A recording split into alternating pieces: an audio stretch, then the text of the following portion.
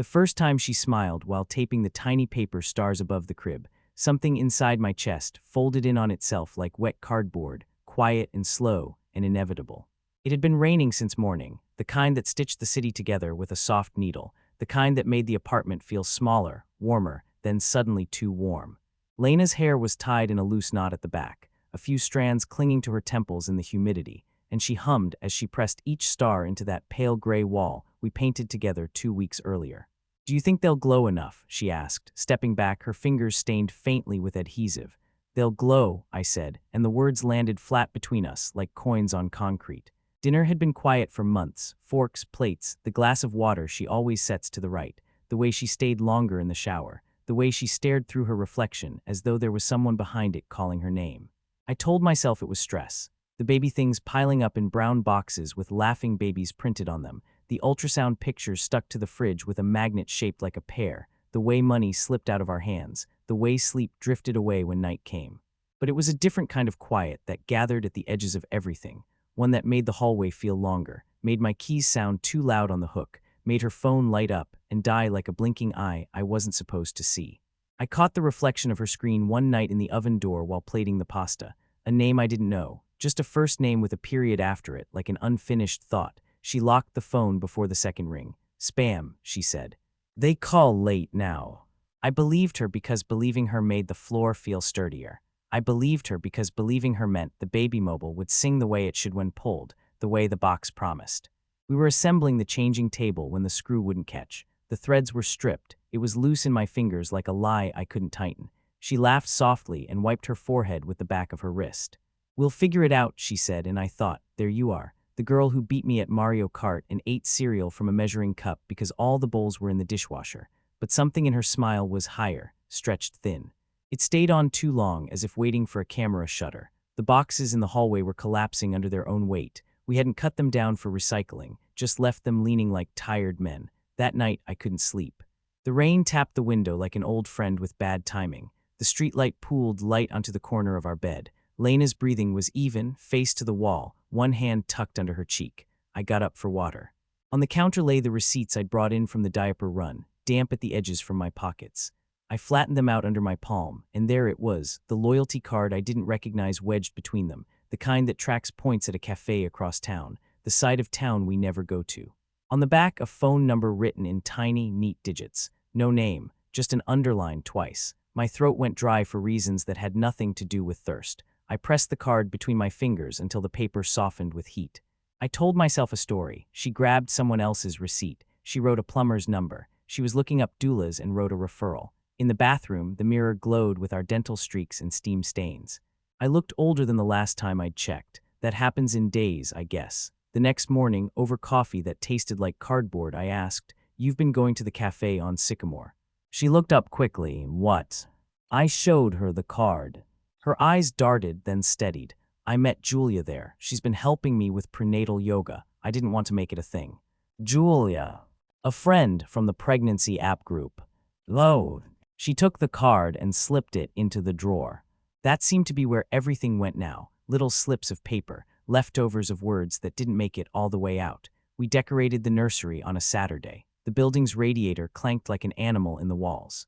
The crib instructions had tiny diagrams of tiny screws doing impossible acrobatics. She moved with a new caution, holding her lower back sometimes, breathing softly when she stood up. The baby kicked when I pressed my ear to her belly. "Feels like a drummer," I whispered, and she laughed, a real one this time, low and uncontrolled like she forgot not to. There are whole minutes in a day that matter more than all the others. They're the hinge minutes. They swing you into another life. She was standing on a chair to pin the bunting above the window when the doorbell rang. A heavy hand, 2 knocks. We weren't expecting a package. "I'll get it," she said, stepping down. I heard the chain slide. The door opened. And then her voice, soft, close to the frame. "You can't come here." The rain paused. The city held its breath, or maybe I did. A man's voice, muffled, low, careful. "We need to talk." I walked into the hallway with a smile I could feel myself arranging. Just a neighbor with a complaint, a delivery mistake, a campaign volunteer who got the wrong floor. He looked up as I stepped into view, maybe 35, the quiet confidence of someone who expects to be heard. His eyes slid over me, then back to her. "We shouldn't do this," she whispered. I said with that polite voice you use at the DMV, "Can I help you?" He blinked, then he straightened. I'm here for Lena. I watched Lena's throat move as she swallowed. Her fingers tightened around the edge of the door until her knuckles turned white. For what? I asked. They both hesitated in the same way, like a mirror performing a trick. For an appointment, he said. I thought about the chain on the door, how thin it was, how much it could hold back. Lena said to the floor, I'll call you later. The man looked at the chain, then at me, then at her. He nodded once like he had received a verdict he already knew. He turned, gathered the collar of his coat against the rain, and left. The door closed with a soft hush. Silence has weight. It has a shape. It is not nothing. Who was that? I asked. A friend, she said, and it was almost kind. From yoga. She didn't answer. Back in the nursery, she resumed pinning the bunting. It was so careful and so absurd. Her smile returned, small and bright like a nightlight left on in an empty room. Hold the other end, she said.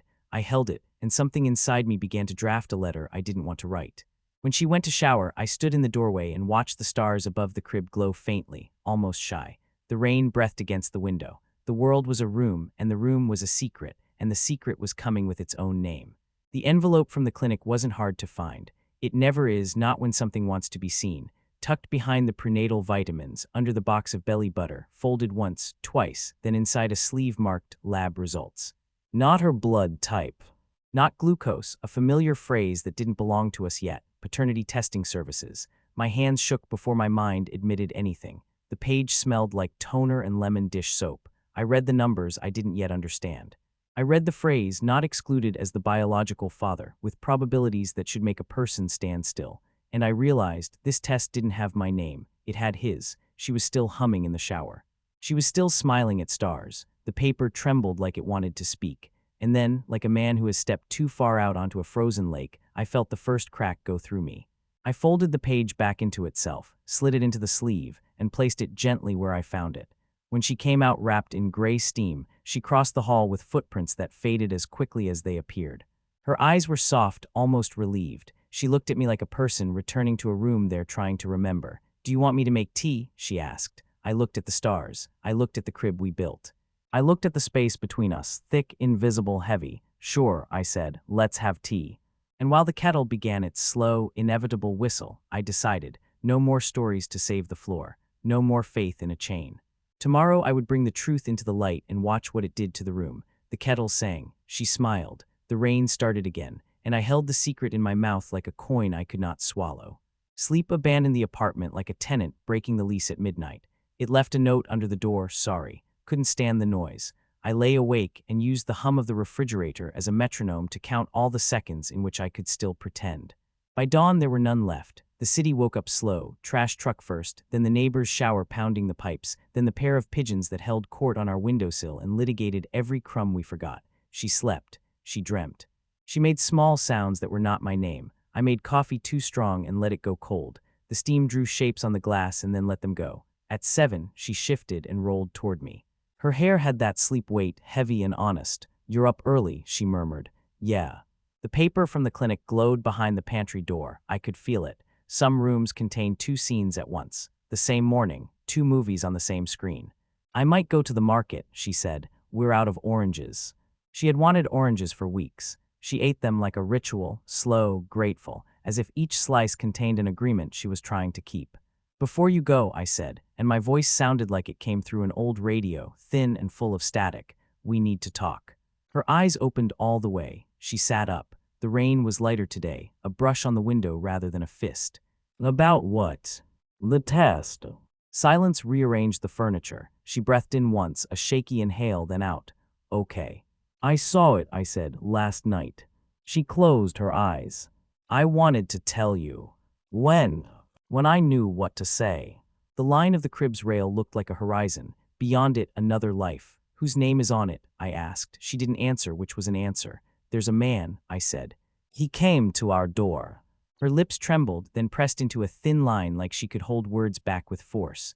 It was a mistake, she whispered. Some words are a rope ladder thrown down a well. This wasn't one of them. How long?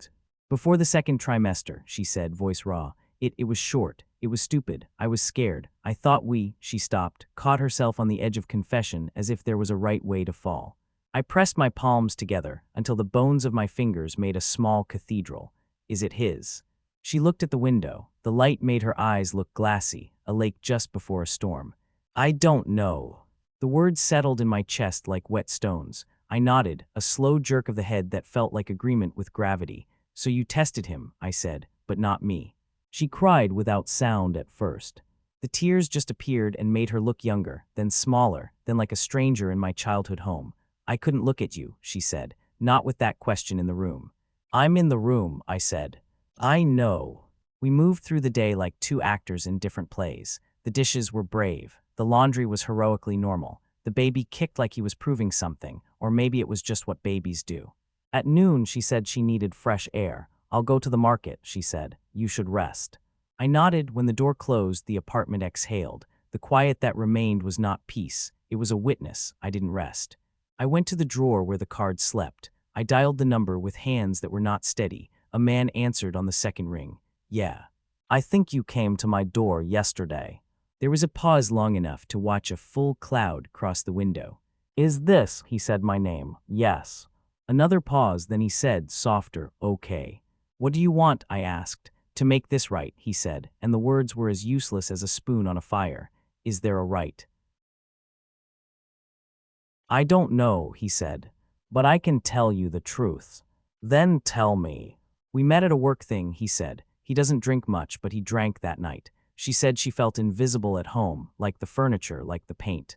She said she wanted to feel loud again. It was 2 nights, maybe 3, spread like stains that don't announce themselves until the rug dries.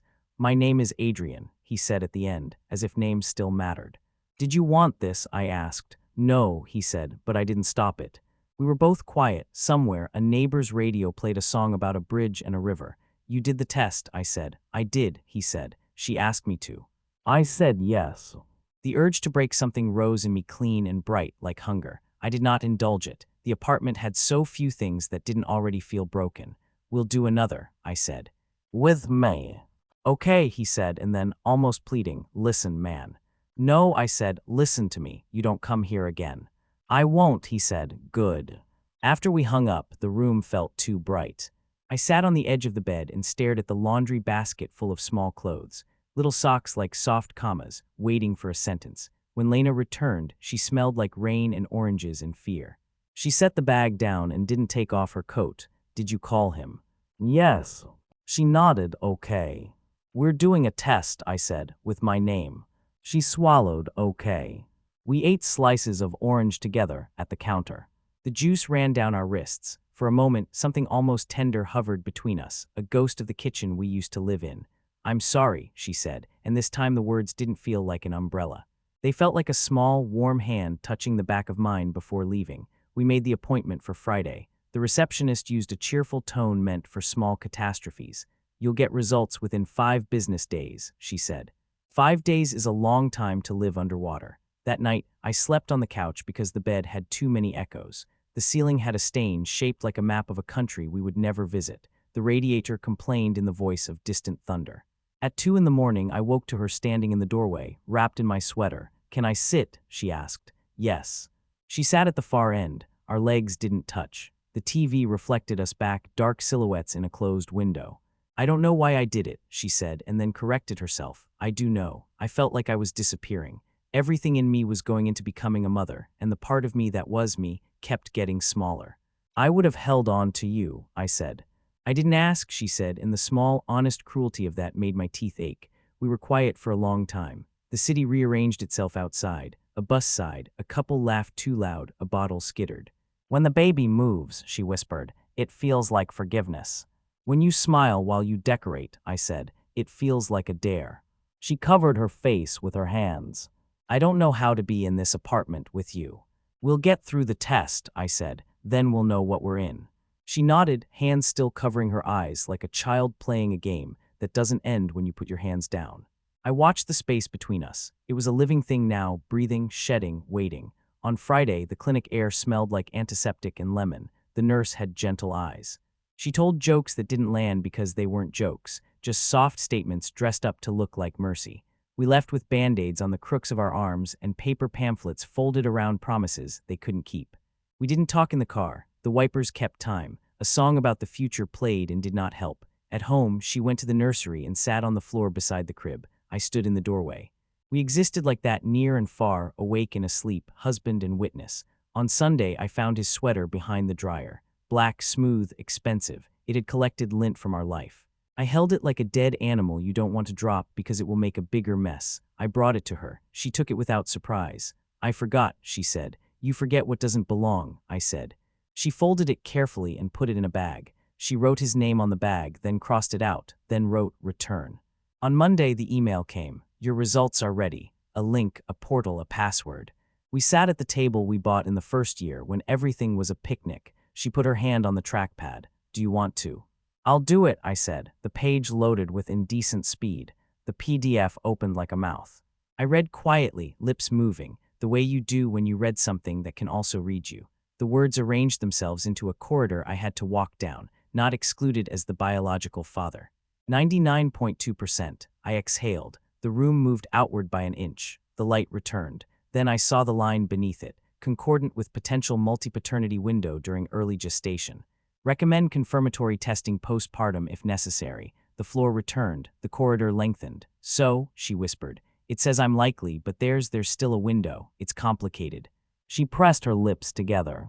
A nod that looked like prayers. Okay. We sat there with the almost truth like a third person at the table, waiting for the check. That night, the rain stopped. The city felt cleaned and raw. I stood by the nursery door, the stars above the crib now bright enough to see themselves. My phone lit up. A message from an unknown number. I knew who it was. Whatever it says, Adrian wrote, I won't be the one knocking again. I'm sorry. I typed, then erased. I typed, then erased again. The baby moved under her hand and she closed her eyes and smiled a small, honest smile. I turned off the phone. I turned off the light. The room kept glowing. And in that soft dark, between the almost and the maybe and the now, a decision began forming like morning fog over water. I would not let this child drown in the story of our worst day. But decisions are fragile before dawn.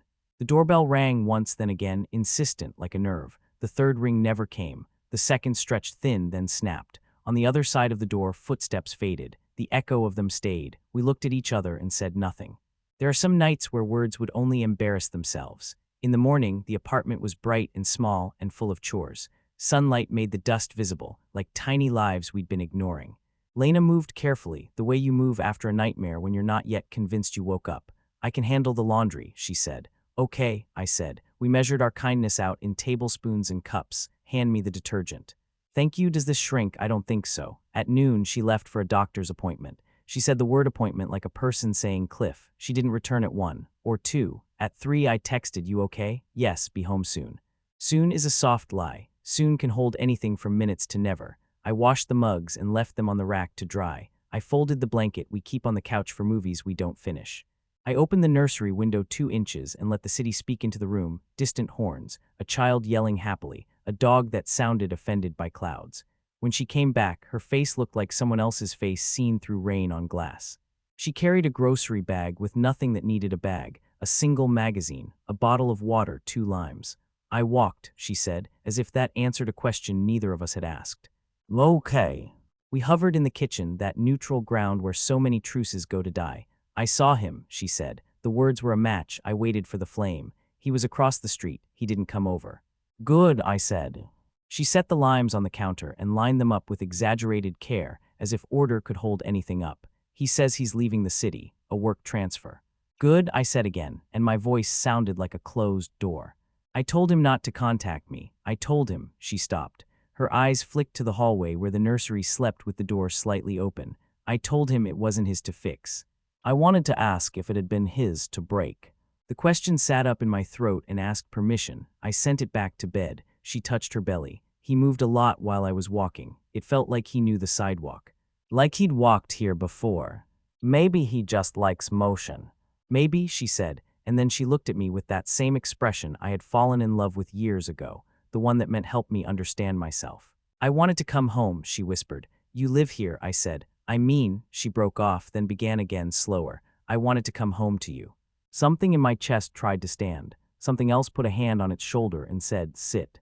Do you want to tell me why? I asked. She leaned against the counter. The late afternoon light made everything gold for a moment, the way it does right before it makes everything dark again. Because there's a version of us that deserves the chance to make this right, she said. Not the pretending version, the honest one. And what does honesty look like to you? Ugly, she said, slow, embarrassing. But real. We sat at the table and let that word spread out between us. Real, it made the room cooler, it made the chairs more solid. I can't unknow what I know, I said.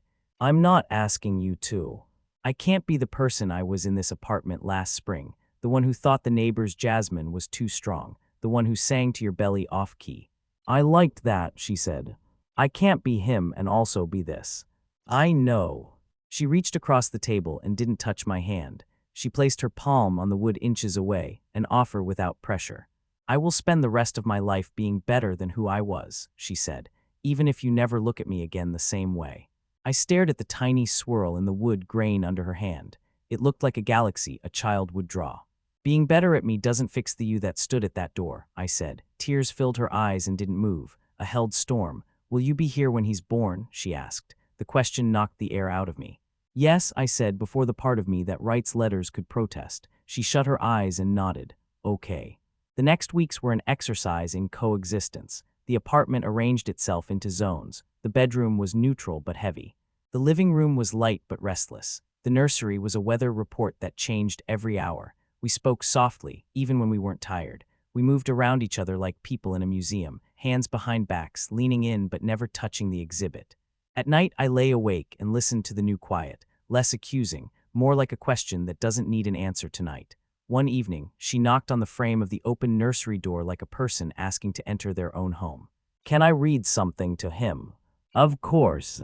She read a picture book about a bus that wanted to be a boat. Her voice was careful and warm and a little broken in the middle. I stood in the hallway and felt both tenderness and grief in the same breath, like inhaling and exhaling at once. After she found me on the couch and sat on the floor near my feet, "Do you hate me?" she asked. "I hate what you did," I said. "I hate who it made me." "Who did it make you?" "A person who counts days by emails." She bowed her head. "I miss the person who counted by kicks." "Me too," I said. A storm blew in that night, not rain but wind, leaves and grit and the sound of things that weren't attached anymore. The power flickered, then held. The city glowed with that stubborn human light that says we don't yield on Tuesdays. She came to the couch around midnight, holding a folded piece of paper. "I wrote him a letter," she said, "for the baby.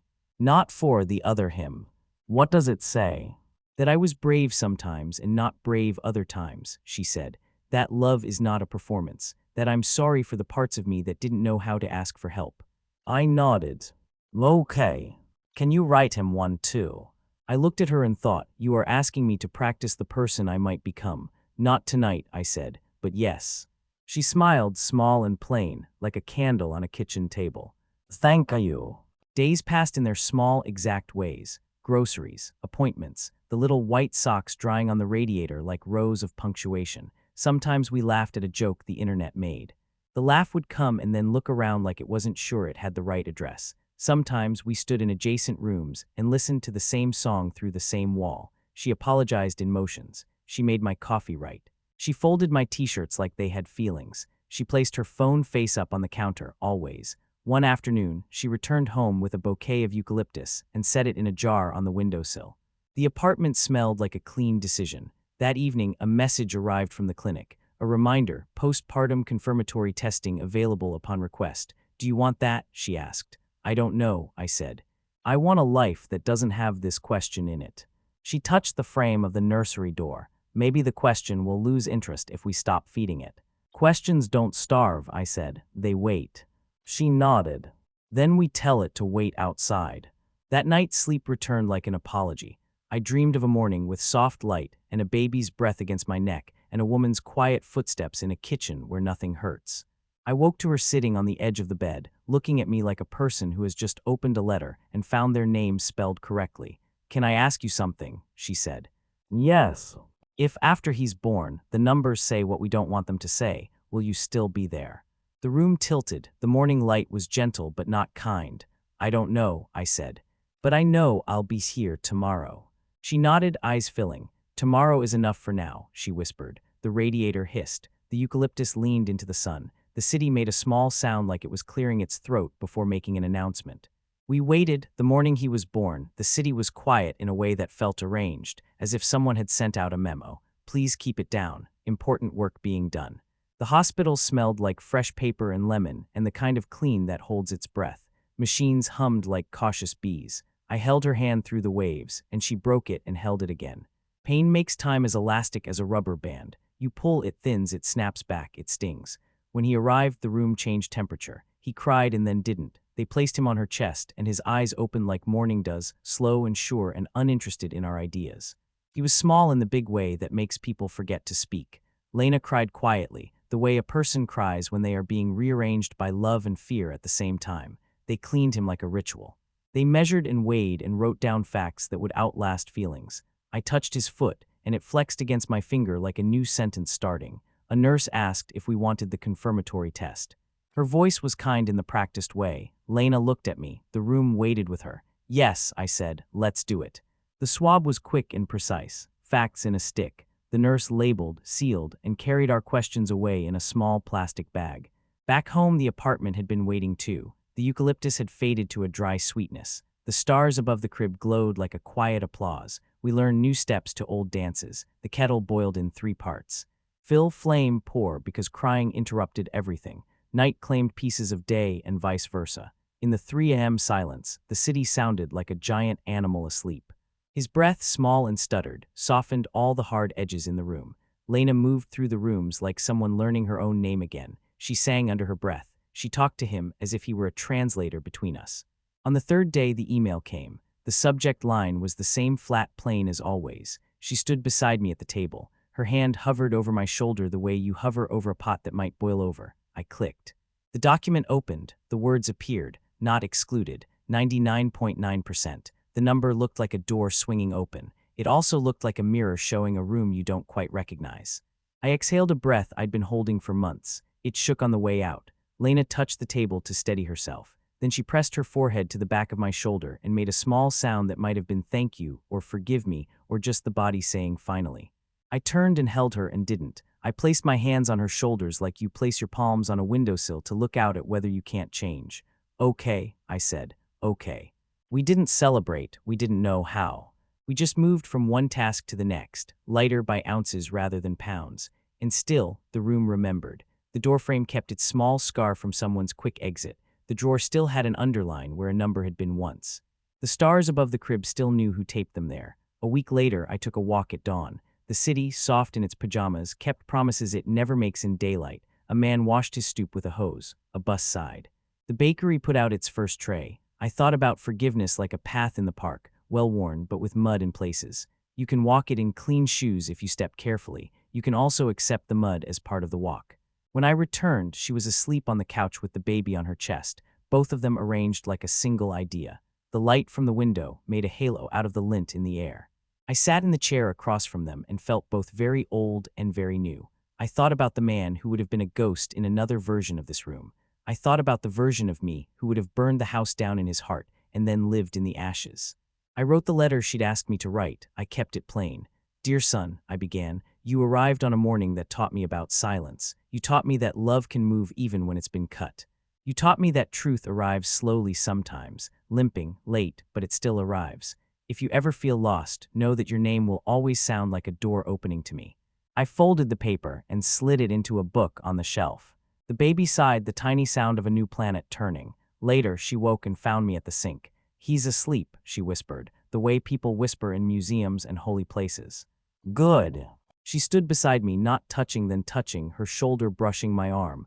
I don't know how to repay you, she said. You can't, I said, not unkindly.